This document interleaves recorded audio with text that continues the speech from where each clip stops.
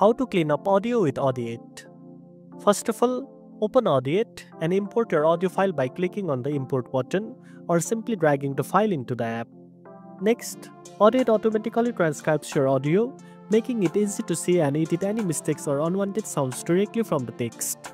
After that, listen to the audio and look for any background noise, filler words, or awkward pauses that you want to remove.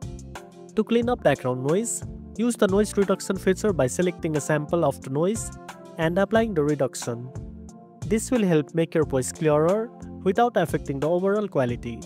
Then, remove filler words like or repeated phrases by selecting them in the transcript and deleting them with a single click with Delete All Hesitations option.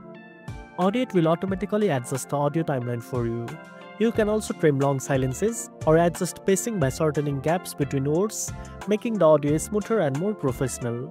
Finally, once you are satisfied with your edits, export your cleaned up audio in your preferred format by clicking the export button. And that's it. Now you know how to clean up audio with Audiate. If you found this video helpful, don't forget to like, share, and subscribe for more tech tips. Thanks for watching, and I'll see you in the next one.